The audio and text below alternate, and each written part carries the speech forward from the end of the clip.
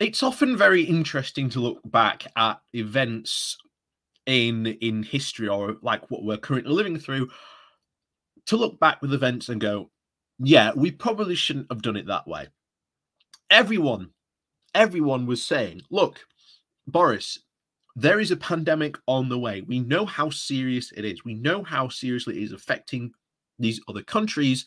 Maybe we should hold off on Brexit for the time being. Like, just extend it for another year. That's when it's going to happen. But we're going to be in the EU because we know of the problems and situations that we could face.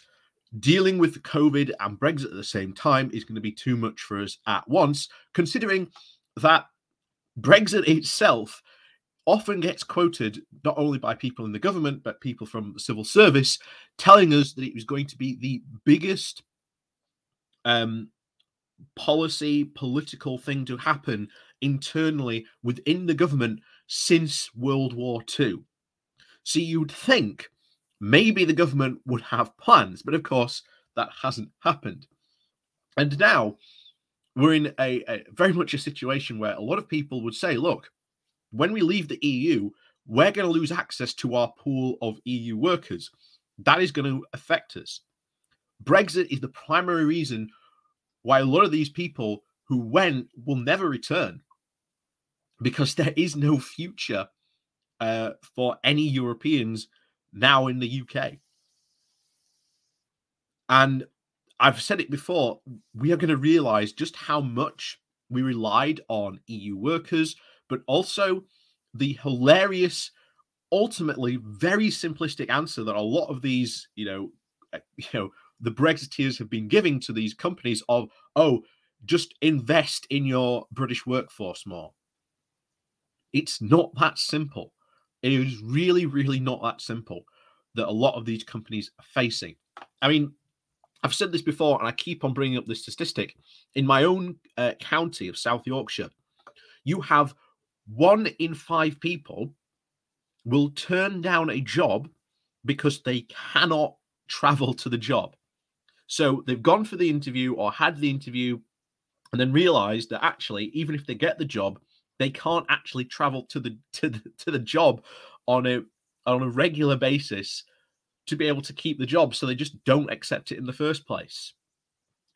It's not just investing in the workforce as well. The government has a lot to answer for a lot of these situations, and to quote, companies not investing in the workforce. But anyway, let's dive into this article and really get to this answer of where have all the workers gone and why we should be worried. So please do remember to hit that like, share, and subscribe button. And of course, down below, there are links to my Patreon page and a one-off donation link called Buy Me Coffee, where you can, buy me coffee. And as always, thank you very much to all the people who do support me that way. So let's dive into this one from the East Anglia bylines. So, a perfect storm of Brexit and COVID has led to an estimated workforce reduction of over 1 million jobs in the UK economy. This labour shortage is having a profound impact on businesses like ours in the farming and have historically relied on workers from overseas. It was a very nervous time early in 2020. We had just reached the political milestone of leaving the EU on the 31st of January.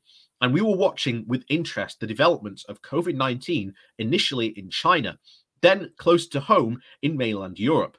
At the time, 3.65 million EU workers and non-EU nationals were thought to be working in the UK economy, which had since seen declining unemployment levels, now reaching a low of 1.28 million by the end of 2019, and rising numbers of overseas workers supporting our economy, as was the growing criteria of 1.25 per annum. By the time Boris Johnson told the country that people must stay at home and certain businesses must close, many workers who were EU citizens had already made their decision about what to do and left the country. For our farming business, that meant our core team of 7 Romanian colleagues who had been a mainstay to our operations for at least the last 5 years, deciding to just up and leave on the night of Friday, the 20th of March, before the borders were closed. Couples were faced with the hard fact that Brexit had left them feeling unwelcome and unsure of their security within the UK. They are now saying that the UK is being a dangerous place to work due to the high rates of COVID being reported. And if the world was about to face the challenge of a pandemic, they would prefer to face it together with their families in their home countries. It turns out that our workers were not alone when they were being accompanied by many others. In fact, that number could be as high as 1.3 million from other overseas nationals, according to the Economic Statistics Centre for Excellence, or around 35% of those for overseas who were working in the UK only just a year earlier. Our farming businesses, like many others, had to address the shortfall of the best way we could. The Pick for Britain, a very much government initiative started back in April of 2020, when much of the country was furloughed, helped many to function. However, according to an iNews report, one unnamed farming insider estimated that Britons only made up between 5 and 11% of the 70,000 roles required. The scheme was just closed after 12 months. And it is well worth reminding you at this moment that we are currently bringing in non-EU migrants to this country to fill in some of these jobs. Like, we are reliant on foreign labor. You can't get around that. You just can't get around that. And of course, there are things that you could do to help that, or make that lower, but that needs to be a government initiative.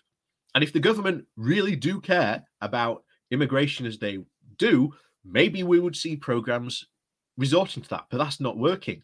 And trust me, in a couple of years' time, we are going to see, shall we say, the next group of people to be picked on, because it used to be Poles, Romanians, and Bulgarians coming over here taking our jobs.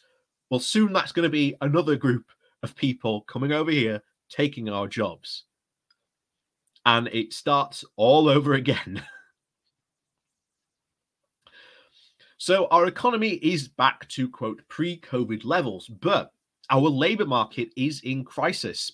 ONS data for August of 2021 indicates that payroll numbers are only 200,000 below pre-COVID times, with job vacancies at a record high and at least 900,000.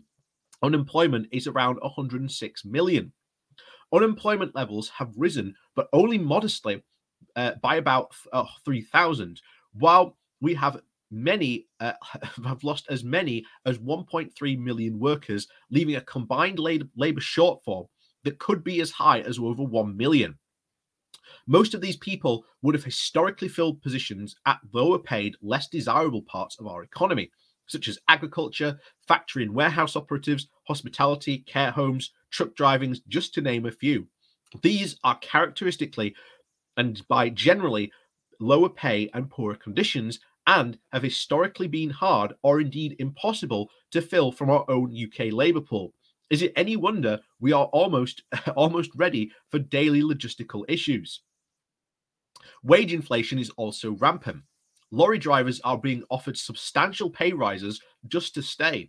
In desperation, farm harvest pickers are being offered money just to turn up. Pay offers have increased to up to £40 per hour to harvest crops. Meanwhile, the UK government refuses to acknowledge our new reality. And AG Pearslid, one of the country's biggest vegetable producers, say it is losing thousands of pounds a week, having to throw away food due to the labour shortage. It is about 20 to 30% down on previous years, and recently a pig farmer from Sudbury reported on LBC that he had to cull hundreds of his pigs because of the shortage of butchers. Our very own business had to restructure to be able to function just in 2021 and avoid what would have been a very troubling season indeed. There has also been huge resistance from the market to recognise the inflationary pressures, with annual business tenders seeking out instability of low prices. The simple truth is rooted in numbers. We need more workers in our economy to keep it going at these levels. Lots more workers, and those workers won't be found on the government's approved worker occupation list. Business like ours will therefore be asked to muddle through and pay handsomely for people if we can actually secure them. This ultimately will lead to higher prices being paid for food, goods, and services, or businesses just being forced to close. With the drawbridge now fully up for many overseas workers, even if they wanted to return, many now won't be able to. The simple fact of the matter is that we don't have enough people to do all the jobs required, and this will act as a substantial break to the UK's economy and growth moving forward. So that's the reality of the situation here in the UK. This is going to be a massive handbrake on our economy going forward. And I keep on saying to a lot of people, look, if you thought this year was hard for you business-wise, wait until 2022. That is when we are going to see lots of businesses who have suffered huge losses in their business profit. You know, the business from Doncaster that was like a pet food company. They've lost 30% of their business because it was based in Europe. And we've seen other companies when we've done videos on stuff like this losing, 40, 50, 60%. There was one we did for the oysters. 80% of their business went to the EU. That is going to have a massive impact on our business. And the idea that you can just get these done or employ, employ more Brits doesn't work out that way. And the eventual realization, and should we say the relaxing of the immigration rules will have to come. The government will have to acknowledge reality sooner or later. And when that happens, you're going to see a lot of people ask for EU workers, not workers from further afield, because that's where we used to get a lot of the workers from.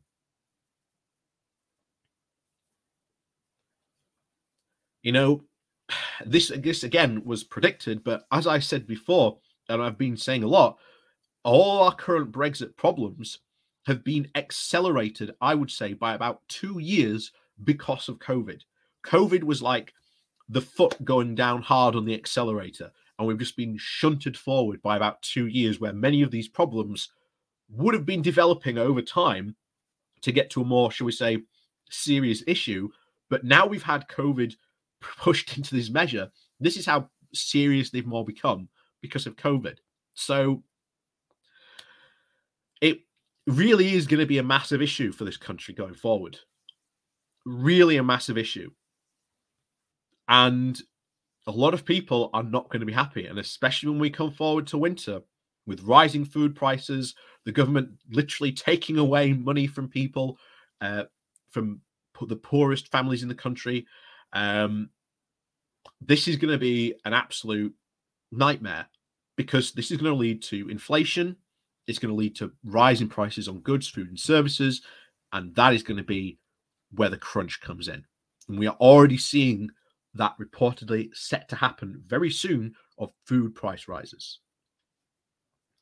So, as is always, thank you very much for watching. Please do remember to hit that like, share, and subscribe button on your way out. And of course, down below, there are links to my Patreon page and a one-off donation link called Buy Me Coffee, where you can, buy me coffee. And as always, thank you very much for watching, and we'll see you all next time.